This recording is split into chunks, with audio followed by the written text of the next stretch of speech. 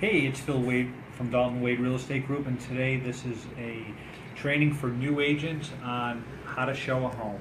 Very important training, as you know, showing a home, working with a buyer is one of the two main things that we do.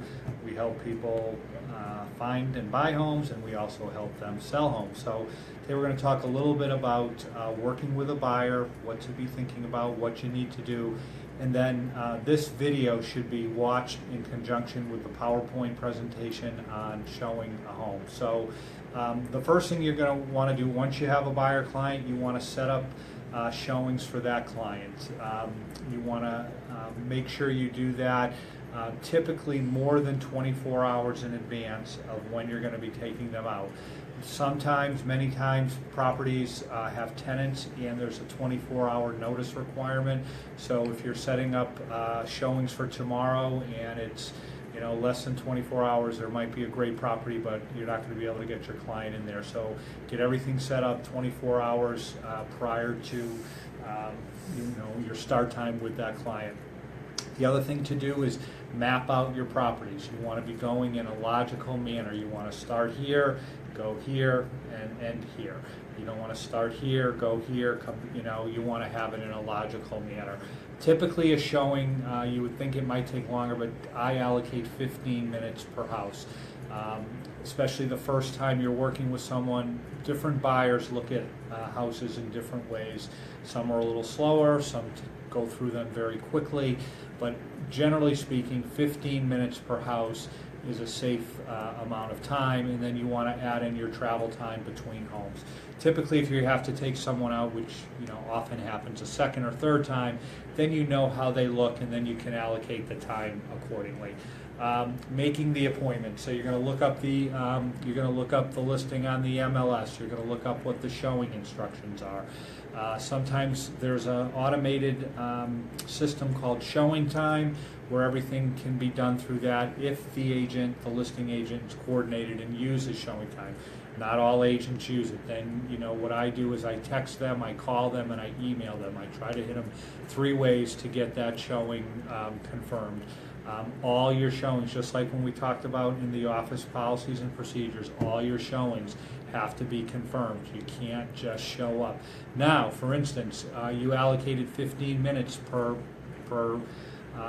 home plus travel time, but it's your first time out with a client and they take much longer. They're slow in the home. They really look at everything very, very detailed. So by the time you get to the end of your schedule, you're late.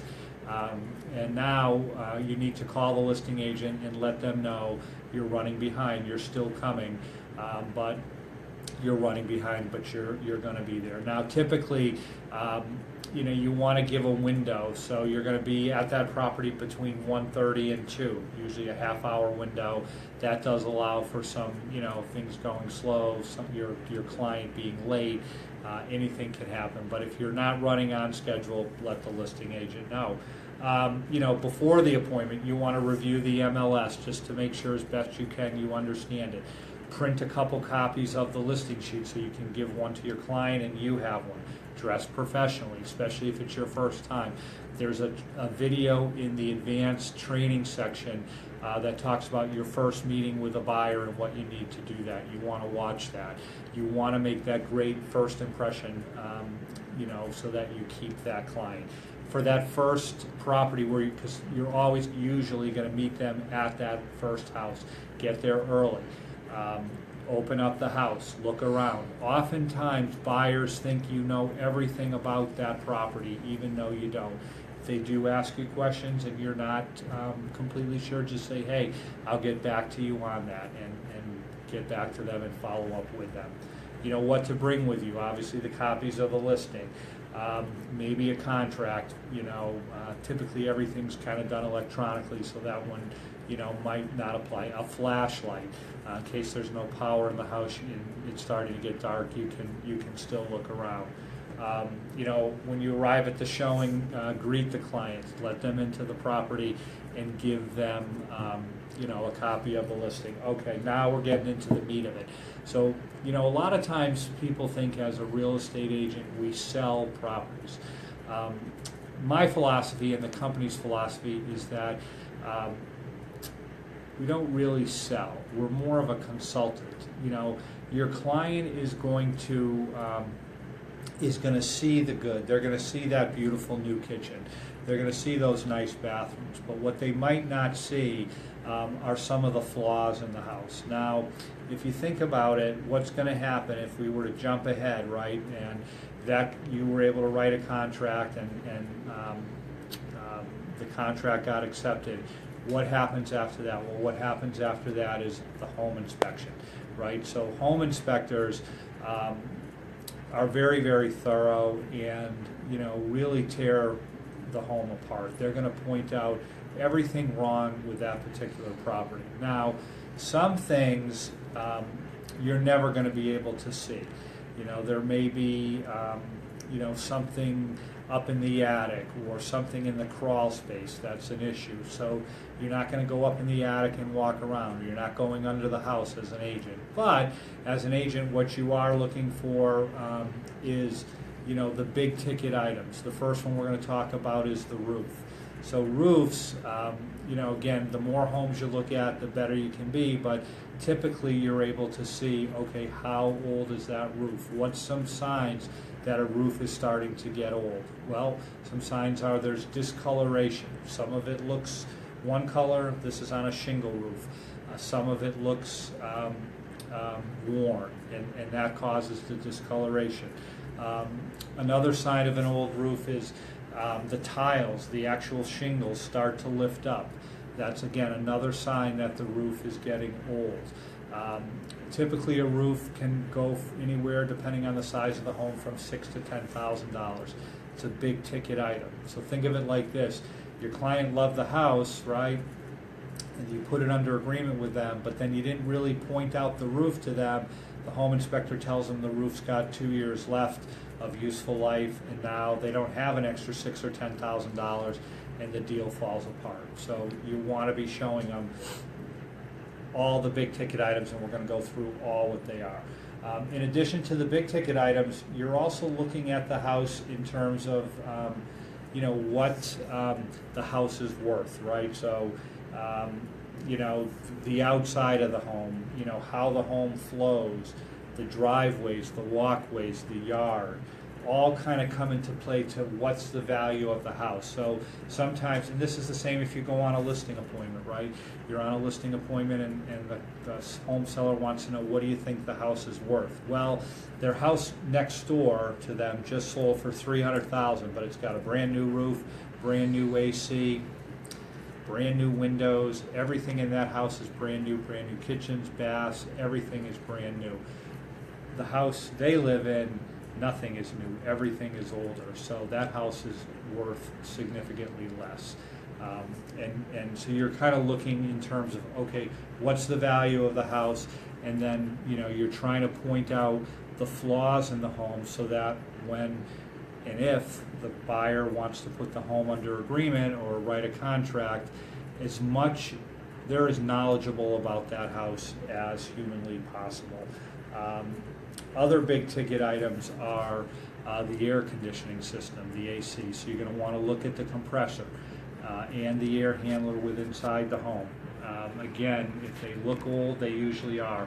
In Florida, typically an AC system lasts anywhere from 15 to 20 years. Sometimes they can go a little bit longer, but not much. So if the thing is 16, 15, 14 years old, it's probably getting to the end of its useful life, and a new AC's you know, going to have to be purchased. And again, that's what the home inspector is going to tell your client, and then all of a sudden your client doesn't have the funds to purchase a new AC, and now they think differently about what the house is worth. So you really want that client going into that house with their eyes wide open. Other big ticket items, the windows. You can typically look and see, okay, you know, the house is from 1970s. They're now 47 years old. It's the original windows. Those windows are going to be not efficient. They're probably going to need to be replaced. Typically, you can budget, you know, $400 to $500 a window and come up with what new windows are going to cost. The electrical system, you want to look at the electrical panel. You want to open the panel up. make note of this, there's 3 brands: Federal, Pacific, Challenger, and Zinco, Zynco. If that's the brand on the electrical box, those are uninsurable. So when the home inspector comes out, he's going to give what's called a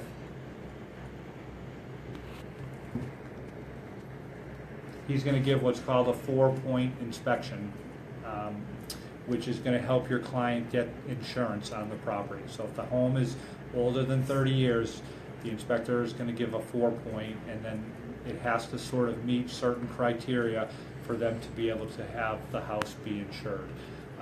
So the electrical system, the windows, the roof, the AC, those are typically, the big ticket items. So when you're out there with the client, you're looking, for the flaws in the house. Oh, there's a stain up in, you see a stain in on the ceiling. Oh, that's maybe an indication that, there's a leak and the roof is starting to get old. Your client will see the good. It's your job to point out the not so good if you can. And you're in that house with a skeptical eye. Why? Because I call it like this. When you get a home under agreement, and that's, ultimately the goal, right? To have your client buy something that they're going to really be happy with and that they're really going to like. If you're a football fan, I call it you're on the 40-yard line. You're not in the end zone. The end zone is the closing, right? So then the home inspection happens, and the home inspector, because you as the agent didn't do the best job showing them the home, pointing out the flaws, the transaction falls apart on you. And then you have to start all over. Now your client spent some money on the home inspection, and the process has to start again. So pointing out the bad, not only does it help you kind of get through the home inspection. Again, I'll mention it again, you're not a home inspector, so you're not going to be able to come up with everything that's at issue with that house. But again, the main components of the house you can visually see, and hopefully if they're not in good shape, you're going to alert your client that they're older. And basically what you're doing is you're teaching your client how to look at a home. And then if you do that, as you look at more homes with them, they'll look at the roof, they'll want to look at the electrical panel, they'll look at the AC, they'll look at the windows, and you'll be able to have a better chance of getting the transaction completed. As a new agent, we offer what we call shadowing. So anytime you'd like to shadow an existing Dalton Wade agent and go out with them, see how they show a home, that's something that we certainly would provide. And just let me know, and I'll set that up for you. So that's kind of looking at a house. Again, the idea is couple-fold. If you show the bad, it'll help you if that house is the house that they end up, wanting to make an offer on. By pointing out the bad, it will also build confidence and trust among your buyer and you. You don't want to be the agent that's pushy and trying to sell somebody something. It just doesn't, unfortunately, work like that. So you take the opposite approach, and it benefits you. So the next thing we're going to move on to, we're going to end this video now, and then we're going to go through the as-is residential contract.